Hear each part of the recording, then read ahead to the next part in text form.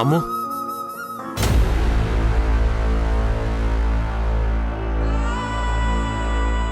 అన్నయ్య,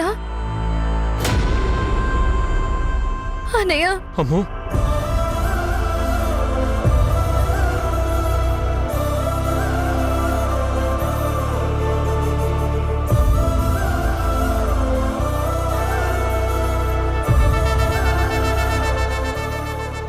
ఏంటమ్మా ఇది?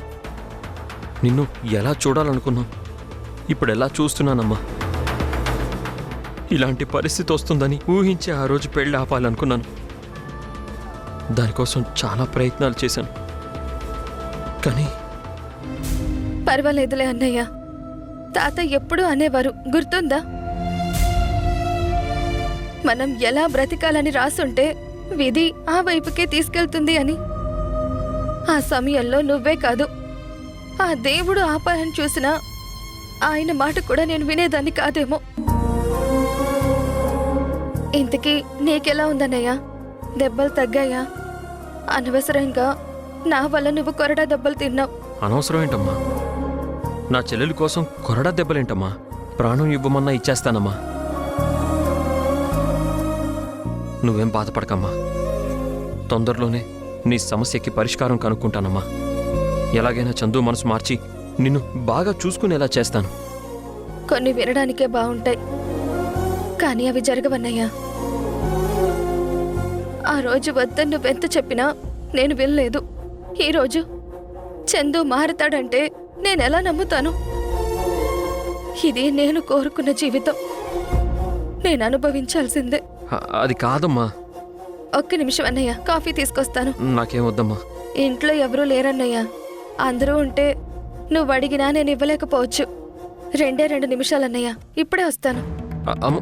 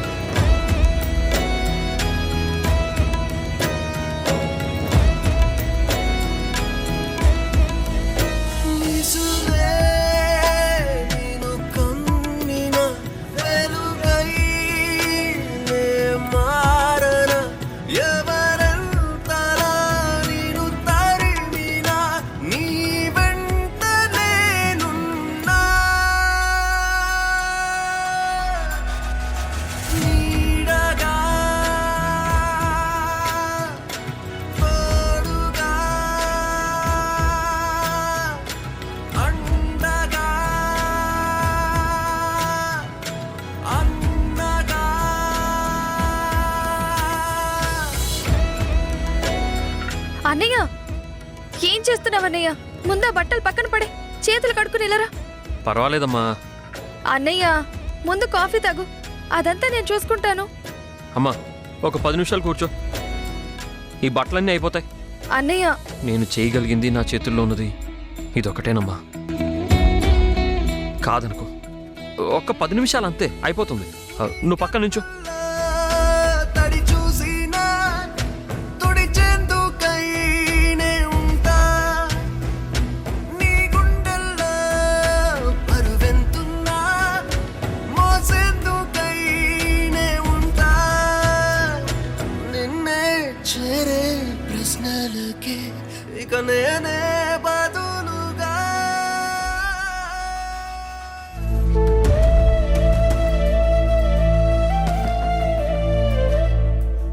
ఏంటన్నయ్య నువ్వు చేసిన పని? చూడమ్మా, నీకోసం ఎంతో చెయ్యాలనుకున్నాను, కానీ నేనేం చేసినా అది నీ జీవితం మీద ఎఫెక్ట్ చూపిస్తోందమ్మా. ఆవేశంతో నీకు న్యాయం చేయలేనని అర్థమైందమ్మా. అందుకే నేను చేయగలిగిన సాయం చేస్తాను. నీకొచ్చే కష్టం ఏదైనా నేను అనుభవిస్తాను, కానీ నిన్ను కష్టపెట్టనివ్వనమ్మా. నువ్వు మా ఇంటి యువరాణి అమూల్య. నువ్వు కష్టపడటం నేను చూడలేనమ్మా. రోజు వచ్చి నీకు ఇలా హెల్ప్ చేసి నీ కష్టంలో పాలు పంచుకుంటానమ్మా. అన్నయ్యగా నేను చేయగలిగింది ఇదొక్కటేనమ్మా. అన్నయ్య,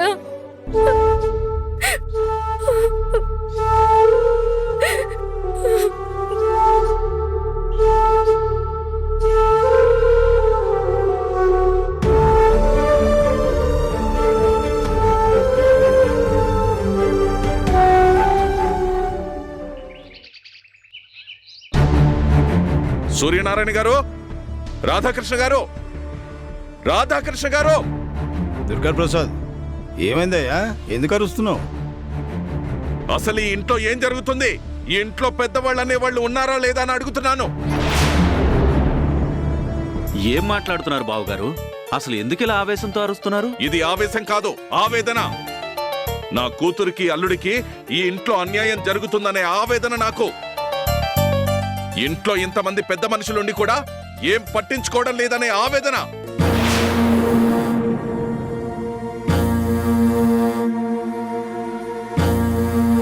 అసలు ఈ ఇంటికి వారసుడెవరు? నా అల్లుడు బాలునా, లేదంటే ఆ రామ్ గాడా? ఈ రోజు అటో ఇటో తేలిపోవాలి, అంతే. అన్నయ్య గారు, ఇది మా కుటుంబ విషయం. ఇందులో మీరు జోక్యం చేసుకోవడం మంచిది కాదు. నాకేం జోక్యం చేసుకోవాలని లేదు, కానీ ఇక్కడ అన్యాయం జరుగుతుంది నా కూతురికి, నా అల్లుడికి. నా అల్లుడికి సొంత వాళ్లే పరాయి వాళ్ళైనప్పుడు నేనే కదా మాట్లాడాల్సింది. ఆ రామి ఎవరు? మీ కడుపున పుట్టలేదు, అయినా కూడా కన్న కొడుకులా పెంచారు. కానీ ఈరోజు తనేం చేస్తున్నాడు? ఈ ఇంటి వారసుడైనా నా అల్లుణ్ణి అవమానిస్తున్నాడు వాడు. వీళ్ళని ఈ ఇంట్లోనే పరాయి వాళ్ళని చేస్తున్నాడు వాడు. ఇదేం న్యాయం చెప్పండి? ఇది మా కుటుంబ విషయం, దాని గురించి మేం మాట్లాడుకుంటాం. దయచేసి మీరు మధ్యలోకి రావద్దు. రామ్ ఏం చేసినా ఆలోచించే చేస్తాడు. ఈ కుటుంబం మేలు కోరే చేస్తాడు. ఏంటండి, ఏం మేలు చేస్తున్నాడు? ఈ ఇంటి అసలు వారసుని బయటికి నెట్టేయడమేనా ఆయన చేసే మేలు? దుర్గా ప్రసాద్, అసలు మమ్మల్ని అడిగే అధికారం నీకెవరిచ్చారు? నీకేం హక్కుందని మమ్మల్ని నిరోధిస్తున్నావు? తాతయ్య, మా డాడీని మా తరపున మాట్లాడమని నేనే పిలిపించాను. ఏంటి శశి ఇది? ఇప్పుడు నీకు ఏం అన్యాయం జరిగిందని మీ నాన్నగారిని పిలిపించావు? ఇంతకంటే ఇంకేం కావాలమ్మా? ఆఫీస్లో ఏమో రామ్ నా మీద పెత్తనం చేస్తున్నాడు, ఇంట్లోనేమో ఆ సీత అందరి మీద అజమాయిషీ చేస్తోంది. ఇష్టం లేకపోతే ఇంట్లో నుంచి వెళ్ళిపోమని నీ కళ్ళ ముందే మమ్మల్ని అందా లేదా? అంటే ఈ ఇంట్లో మేము ఉండకూడదా? మేమంటే అంత చిన్న చూపా? చెప్పండి అత్తయ్య, మీ ముందే ఆ సీత ఎలా మాట్లాడింది? నీవు తినే తిండి, కట్టే బట్ట, ఉండే ఇల్లు మొత్తం తన సొంతం అన్నట్టు మాట్లాడుతుంది. ఈ ఇంట్లో మేము వాళ్ళ దయాదాక్షిణ్యాల మీద బ్రతకాలంటుంది. ఈ విషయంలో మీరు ఏమి రియాక్ట్ అవ్వరేంటి? ఇంకొకరి దయా దాక్షిణ్యాల మీద బతకాల్సిన అవసరం మీకేంటమ్మా? రండి, మన ఇంటికి వెళ్ళిపోదాం. బాలు, ఈ క్షణమే ఈ ఇంటితో సంబంధాలు తెంపుకొని వచ్చేసాయి. నిన్ను అల్లుల్లా కాదు, నా కొడుకులా చూసుకుంటాను. గౌరవం లేని చోట అవమానాలు పడుతూ బతకాల్సిన అవసరం నీకు లేదు. నాతో పాటు వచ్చాయి. చెప్పమ్మా, నన్నేం చేయమంటావు? వెళ్ళిపోమంటావా? ఈ ఇంట్లో బయటి వాళ్ళకిచ్చిన మర్యాద నీ కన్న కొడుకునైనా నా మీద లేదమ్మా. బాలు, అలా మాట్లాడుతున్నావేంట్రా? కాస్త ప్రశాంతంగా ఉండు. ఇంకెలా ఉండాలమ్మా? హ, ఆ రాము నిన్ను మాయ చేశాడు. నిన్నే కాదు, నాన్నని, తాతయ్యని, అందర్నీ మాయ చేశాడు. అసలు ఆ రామ్ని చూస్తేనే నాకు ఒళ్ళు మండిపోతుంది. ప్రతి విషయంలోనూ నన్ను, శశిని, మా మామగారిని అవమానించడమే పనిగా పెట్టుకున్నాడు. వాడు కనిపిస్తేనే ఇక్కడికిక్కడే ముక్కలుగా నరికేయాలనిపిస్తుంది.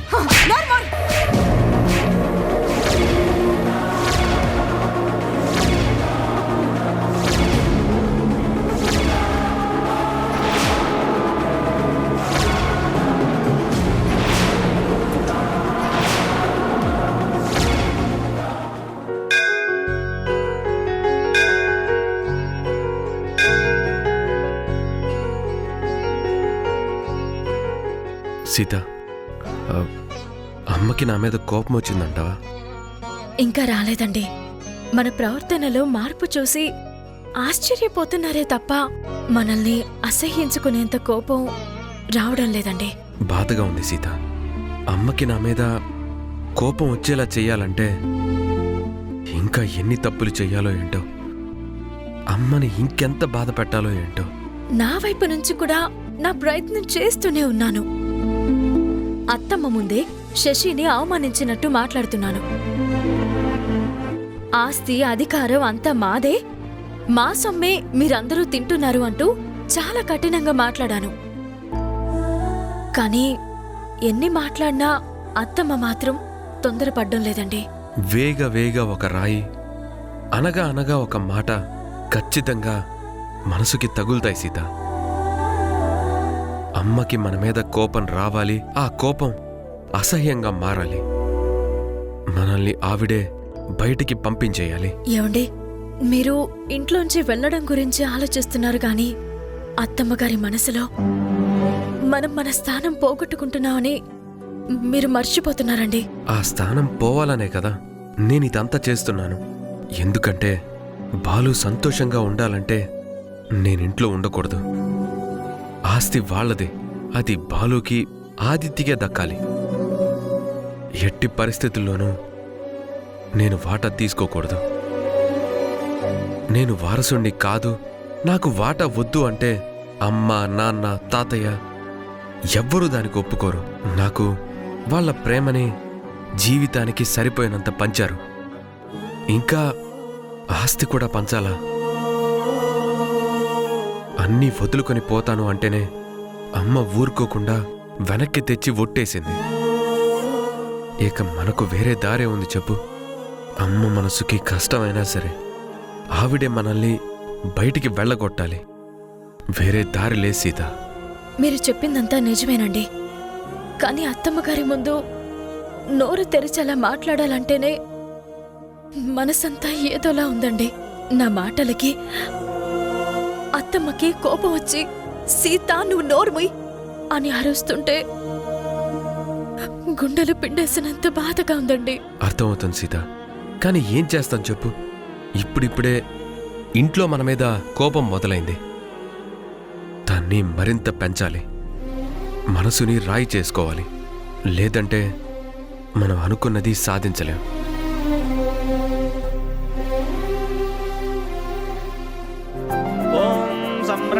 విరాజంచ విశ్రేర్యాచనో గృహే లక్ష్మీరాష్ట్రస్యామకేతయామాసగంధ్రజామసే ఆనందకర్పూరమంగళ దివ్య నీరాజనం దర్శయామి.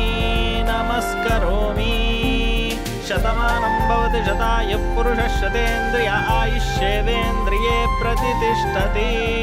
మనోవాంఛా ఫలసిద్ధిరస్తు. ఆయురారోగ్య ఐశ్వర్యాభివృద్ధిరస్తు. తథాస్తు. సత్యాः సంతు యజమానస్య కామాः.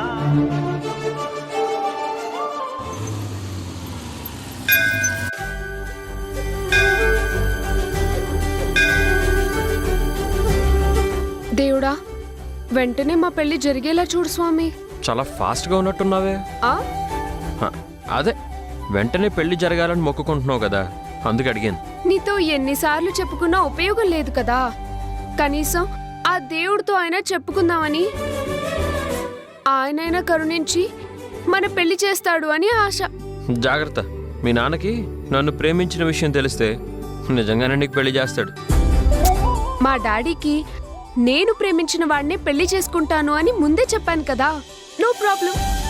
కానీ నువ్వు ప్రేమించింది తన దగ్గర పనిచేసే ఒక మెకానిక్ని అని తెలిస్తే మా డాడీకి నువ్వంటే చాలా అభిమానం తెలుసా?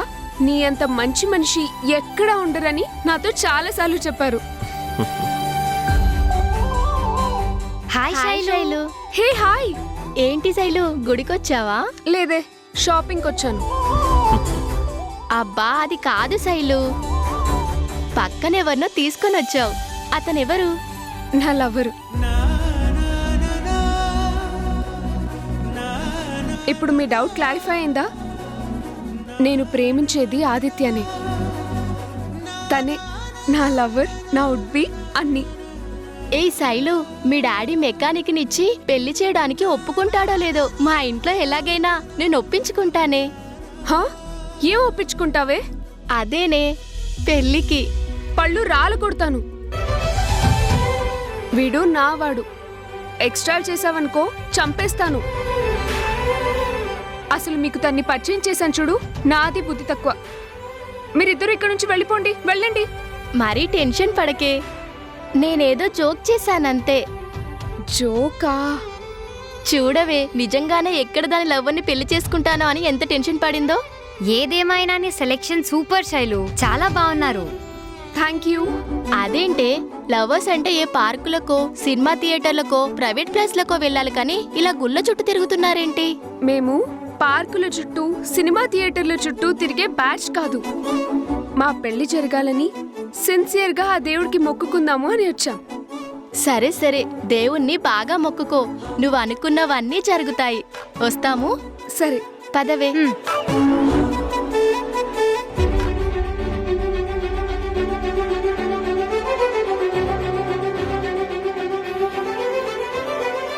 అమ్మో, అన్నయ్య వదిన ఇక్కడికి వచ్చారేంటి?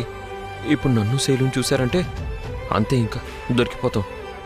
చిన్నగా ఎస్కేప్ అయిపోవాలి. శైలు, మనం బయలుదేరదాం. అదేంటి, మనం గుడికొచ్చాం కదా, దేవుడి దర్శనం చేసుకోవాలి కదా. అంటే అది ఇప్పుడు కాదులే, తర్వాత మళ్ళీ వద్దాం. నాకు కొంచెం అర్జెంట్ పని ఉంది, వెళ్దాం పద. ఏమండి, ఆదిత్య కదూ? రా. ఆదిత్య? అవును, ఆదిత్యనే. ఆదిత్య బా, బుక్ అయిపోయానే. అన్నయ్య వదినా, మీరేంటి ఇక్కడ? అదే మేము అడుగుతున్నాం, నువ్వేంటిక్కడ? అది నేను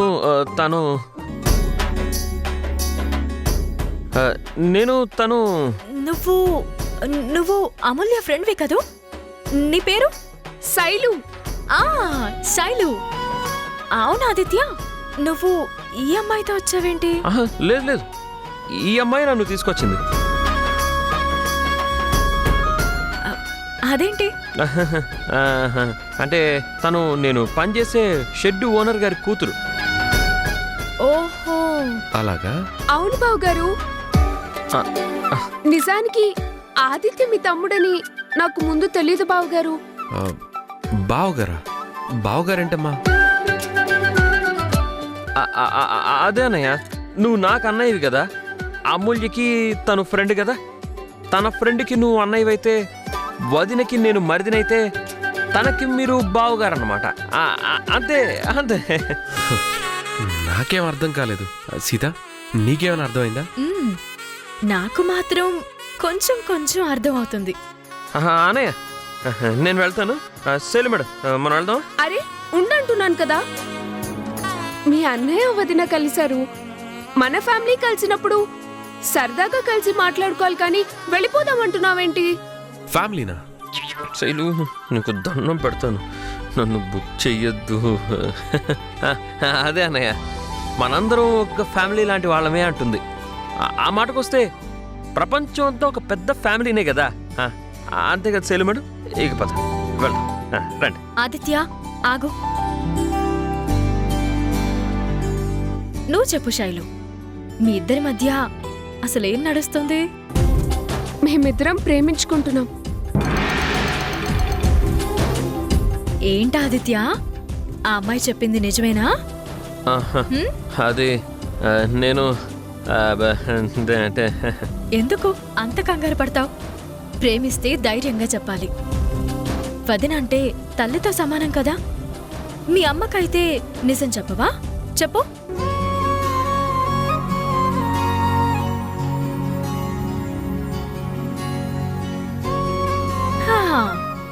సిగ్గుపడి మెలకలు తిరగడం ఆపేసి చెప్పు ఆదిత్య.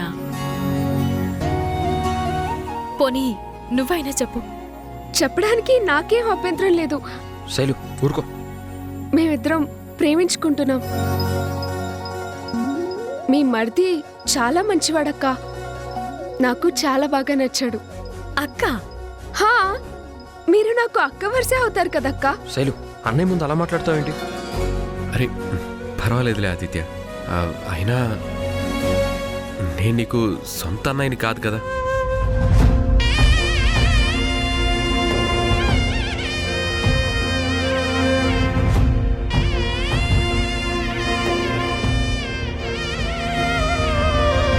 తెలదేయండి.